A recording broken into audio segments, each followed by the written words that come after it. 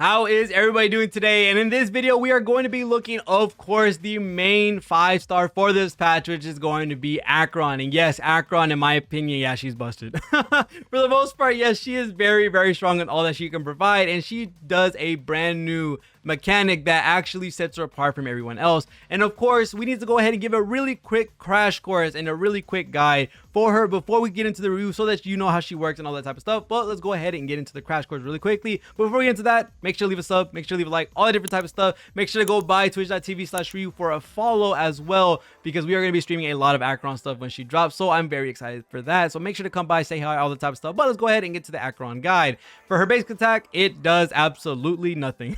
Nothing special here. But for her skill, this is where it gets exciting and everything else. For her skill, she's going to get a point of slash dream, which is going to deal with her ultimate, which we will be talking about later. And then she will also inflict a crimson knot on a single target and then hits adjacent as well. So she does have some AoE to her, which is absolutely amazing. Her ultimate is going to need 9 slash dream points, which we talked about in the skill, and also uses crimson knot to amplify his damage as well. So as you can see, these mechanics are already getting put into place with all that she does. Her talent is going to blend in with the ultimate. After reaching her ultimate, she reduces enemy toughness regardless of types, and also reduces res of all types by 20%. So yeah, your enemies are just not gonna have any chance of resisting all the power that Acheron's gonna dish out, because she's gonna make sure she's hitting you no matter what. Doesn't matter what your weakness is, doesn't matter your res, she's gonna be reducing all of that no matter what. When an ally provides a debuff, give a point of slash dream and also inflict a crimson knot on an enemy. You definitely, as a big tip for Acheron, want to give crimson knots to only one character to inflict the most damage during your ultimate. If you kill an enemy before the knots actually gets used by the ultimate, it transfers to the next character with the highest amount of crimson knots, and can even transfer into the next wave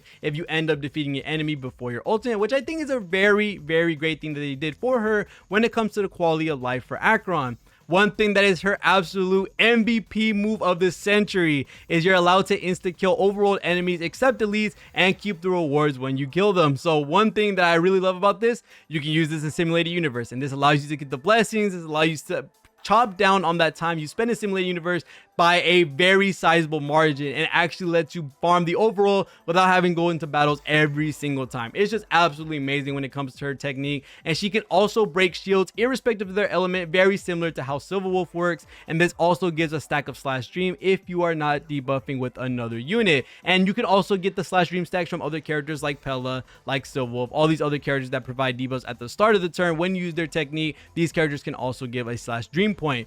Acheron from her traces can get 15% to 60% of a damage boost based on using 1 or 2 nihility units, which is a really cool thing that they're giving us different types of teams to try out, because if not, we probably would have ran with, Sparkle or some other double harmony type of meta that we've been doing so far. And when the battle starts, someone is randomly going to be getting 5 stacks of crimson knot, and also you will be given 5 points of slash dream as well for your ultimate, which allows you to get it very quickly. The lightcones you're definitely going to want on Acheron are 100% her signature, because her signature is absolutely amazing for her. And then if you're not going for a signature, Incessant Rain works as well, and also Kafka's Lightcone, because they do give debuffs which allow her to get a second stack on her skill, which is going to be really good for her when it comes to getting your ultimate really quickly. And if you don't have any of these 5-star Lightcones, then Good Night Sleep was an amazing substitute, which has a lot of power behind it if you have super in position 5. She's definitely going to want the Pioneer set for her Relic set, which is going to give her a lot of crit value and also allow you to get some damage boost as well based on debuffs, which she basically plays around with the whole time. And then the brand new planar ornament set as well for a lot of the crit value that you're going to get there, and also the attack boost that you're getting from the planar set. Another thing when it comes to the main stats for these pieces, you're 100% going to want a crit rate chest most likely, or crit damage depending on your ratio. Attack boost, because yes, she wants to hit super duper hard, and she doesn't really care about speed just because you're working on your teammates as well. And then the attack orb, because it is going to give you a slight bit of a boost when it comes to that, versus the damage orb, which is lightning orb, which you can use that if you don't have the attack orb, because she just overloads herself on so much damage, it's not even funny. And then the attack rope as well, because we don't rock energy regen here. She has no energy in the first place. Her best Eidolon to stop at is E2 if you're going to be going for it, because E1 is going to give you a massive amount of crit rate, and then E2 gives you another stack on her skill, and also allows you to run a harmony unit without having to get the 2 nihility units for the full effect of that trace. So yeah, that's pretty strong in my honest opinion. But going on into the review for Acheron, Acheron is definitely going to be a character to mess with. She is a really fun unit, and while being a fun unit, being a very strong unit, and she's basically starting the new era of DPSs in regards to her slowly aging in regards to every other DPS in the game. And I mean, Acheron will be here for a very long time, because Acheron isn't a character where her kit revolves around herself. It's more around, what can my allies do? How good can my allies mend with my kit? And I know that goes for a lot of characters. That can go for characters like Jing Yuan, that can go for characters like Sele, and for Acheron, she just has this mechanic, which is her slash dream mechanic,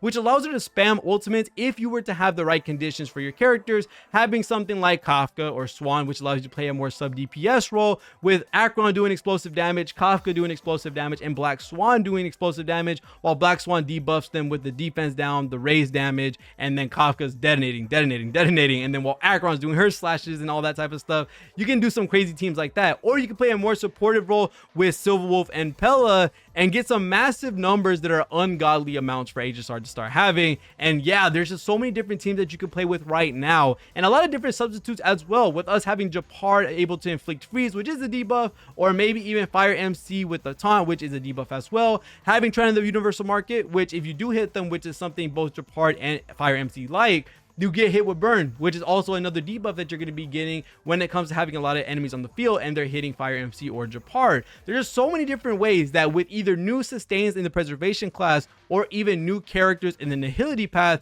when it comes to how good they are at debuffing or how multiple times they can debuff off their turn or anything like that, there's just so many great characters coming into the game that are going to boost Acheron's damage even further as time goes on. And she is the character, because of her energy stacking, that can happen, or her slash dream stacking, any unit that comes out is going to boost her value inherently when it comes to them being able to debuff or to be able to be a preservation unit that allows them to take a taunt up, because we don't have a character that specifically taunts themselves in preservation besides Fire MC. So when we get a 5-star version of that, dear Lord, is Acheron going to be a crazy unit. But other than that, yes, Acheron is just a brand new age for DPS. She's going to be aging a lot slower than everything else in this game because of her mechanics. And not only that, she's just a very great quality of life character as well, being able to cut down on your simulated universe time with her insta kill mechanic, and also being able to grind the overworld as well. I think this is such an amazing thing to have for the game that allows it to be a lot more comfortable. You don't have to go through 50,000 different battles to finish up your grind for the overworld. You can just slash, eat your chips, slash. And also, big tip, make those chips that give you technique points. You're going to need it. You're going to be using her technique quite a bit. And lastly, something I do want to talk about, because a lot of people have been scared. Yes, Acheron is free to play friendly. Don't let people scare you into thinking that she needs her signature, she needs these 5-star lightcones, she needs these characters for her team. No, there's not a difference between 500k damage and 1,000,000 if you are going to be one-shotting them anyway. So that's a big thing you do want to understand, that no matter the damage difference, if the enemy's dead, they're dead, no matter how big the number is. So you're going to be able to build her full team no matter what when you comes to summoning on her banner, and also the events that follow suit. Her banner is going to have Pella, which is going to be one of her best teammates for sure, and also has Gallagher, which is going to be a sustain that works with her as well, with helping out with debuffs on his ultimate. And not only that, also healing a really respective amount, while also giving a debuff on his enhanced basic after his ultimate. And then also having the invitation, so if you don't get Gallagher on the banner, you can grab him ahead if you don't have him. And also, if you do have Gallagher and you do have Pella, you can get Gwenaifen from that invitation, which allows you to have more debuffs and also a damage boosting debuff as well for Acheron, giving you a full free-to-play team with Acheron if you don't have any of these characters. And I think that's a really strong thing to have for sure. And you can do maybe a pull or something on the Lightcone banner and get Good Night Sleep Well, and there you go. You have a full Acheron team with a full Lightcone to work with on Acheron. There's just so many different ways to build her up, and especially if you have any other unit like Silverwolf or Kafka or Swan, these characters are going to love being on Acheron's team if you want to put them on that team, or they're not going to be used on your other side of MOC. So that's going to be basically it when it comes to Acheron, all that she can provide and all the amazing stuff that she can do for this game. I am very excited for the next few DPS that are coming. Of course, we know Boot Hill is a character that has been drip marketed, and seeing how they did Acheron, I'm very scared to see how they're going to do Boot Hill. I'm very excited to see all these new mechanics, all these new ways that they're inventing the DPS role. They're not just carbon fiber paste, copy and paste for each character. They're well thought out, really cool units that can do a bunch of different things, that have their own way of playing. And of course, it's Raiden Mei. It's a character I have a lot of admiration for in regards to their design and everything. They're killing it over there in Honkai Star Rail. They got the designs down. They got the trailers down like we had yesterday. They have this kit down, and I think they did a really good job in not only giving her a really nice and unique kit, but also giving the players a character that they can have fun with in regards to the technique that we can use and bringing the quality of life for the overworld into the game a lot more comfortable and a lot more engaging in regards to making us want to do the grind. So there's a lot of really cool stuff that comes with this character. If you are excited for this character, make sure to come by at twitch.tv/REHOO for the pools, for all that stuff, because we have a lot of stuff planned for it and a lot of different showcases. So make sure to leave a sub, a like, all that type of stuff on this video if you're excited for Acheron. But other than that, that's going to be it for this video. Thank you guys so much for watching all the way to the end of the video. See you on the next one. Good luck on your Acheron pulls. Good luck on your lightcone pulls. All that type of stuff. See you on the next one. And peace.